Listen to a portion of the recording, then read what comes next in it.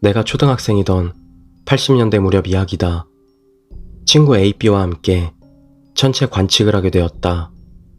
B가 생일 선물로 천체의 망원경을 받았기 때문이었다.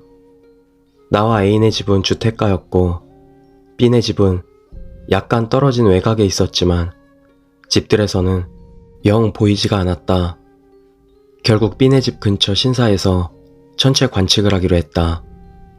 여름방학 중이었기에 B네 집에서 하루 묵는 것도 겸해서 10시 가까이 게임을 하다 슬슬 출발하기로 하고 벌레 쫓는 스프레이랑 이거저거 챙겨서 신사로 향했다.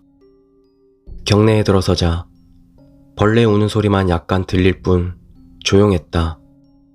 천체 망원경을 설치하고 회중 전등을 끄자 주변은 깜깜해졌다.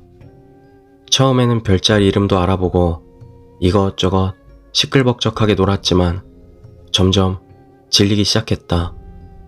저배율의 천체 망원경으로 올려다봐야 거의 다를 것 없는 모습으로 보일 뿐이니 슬슬 돌아갈까 싶어 회중 전등을 찾았지만 어디 있는지 보이질 않았다. 관리를 맡았던 A가 "어디 있지?" 라며 손으로 더듬기 시작했다. 그러자 어디에선가 쾅쾅 하는 소리가 울려 퍼졌다. 무슨 소리일까?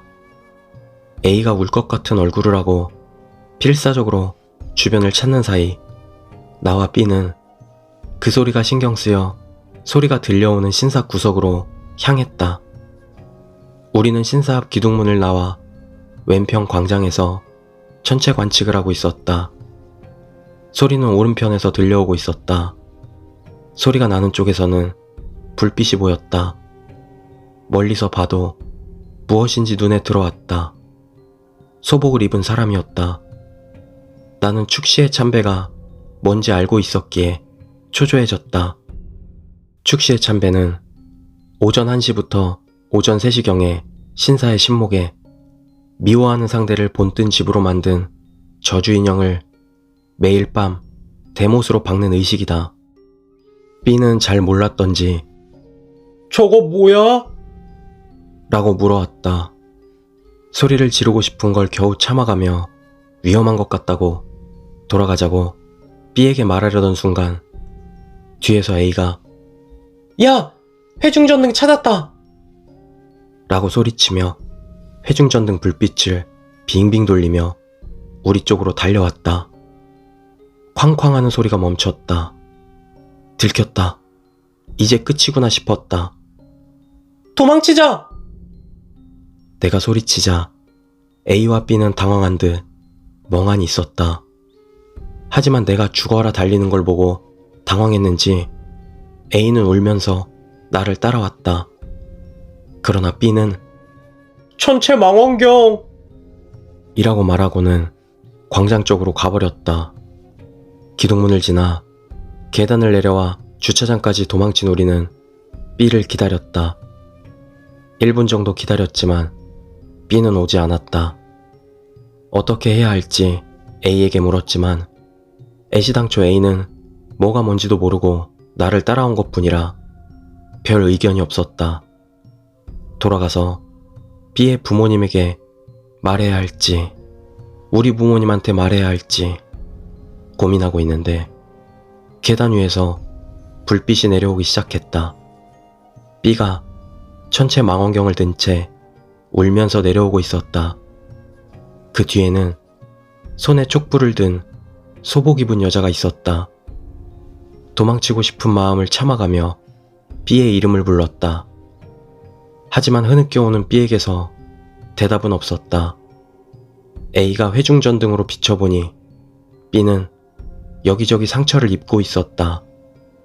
그러자 여자는 갑자기 "미안해." 라며 사과했다. 여자도 엉엉 울고 있었다. 5분 정도 지나 다들 침착해지고 나서 여자는 우리에게 이야기를 풀어놓았다. 축시에 참배를 하고 있었지만 우리에게 들켜 실패했다는 것이었다. 나는 대신 우리를 죽이려는 거라 지레 짐작했지만 정작 여자는 아, 실패했구나. 하고 체념하는 정도였단다. 하지만 그 후 큰 소리가 나서 놀라 광장으로 가보니 B가 굴러 넘어져 상처투성이가 되어 있었다는 것이다. 엉엉 우는 B를 보니 자기 탓인 것 같아 책임을 느낀 나머지 여자도 통곡했단다. 다행히 B는 여기저기 까진 것뿐 큰 상처는 없는 것 같았다. 상처를 물로 씻어내자 B는 눈물 하나 없이 말짱했다. 그 후 주차장에 있던 자판기에서 여자가 음료수를 사줘서 약간 이야기를 나눴다. 그녀는 시내에 사는 회사원으로 상사에게 괴롭힘을 당하고 있었단다.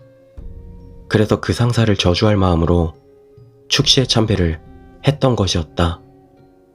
이야기를 나눠보니 그냥 평범한 사람이었고 자판기 불빛 아래로 본 얼굴은 오히려 미인에 가까운 느낌이었다. 소복이라고 생각했던 건 그냥 평범한 흰옷이었다. 그 후 혹시 B의 상처가 덧나기라도 하면 연락하렴? 이라며 전화번호를 받았다. 나는 다친 B 대신 천체 망원경을 들고 B네 집으로 향했다. B네 부모님에게는 이 일을 말하지 않았다. 일주일 정도 지나자 B는 까진 상처도 다 나았다. 나는 여자에게 연락을 해주기로 했다. 예쁜 사람이었으니 한 번 더 만날 수 있을까 하는 마음도 조금은 있었고 아마 나 말고 다른 친구들도 다 같은 마음이었을 것이다. 하지만 전화번호를 내가 받았다는 이유에서 나한테 굳이 전화를 떠넘긴 것이었다. 그녀는 전화를 받고 그때는 정말 미안했어. 라고 몇 번씩 사과했다. 나는 신경 쓰지 않으셔도 돼요 라고 말했다. 그러자 여자는 정말 기쁜 듯 이렇게 말했다. 맞아. 그때 그 저주 효과가 있었지 뭐니? 나는 차마 무슨 일이 있었는지 물을 수 없었다. 결국 그날을 마지막으로 그 여자와는 연락한 적이 없다.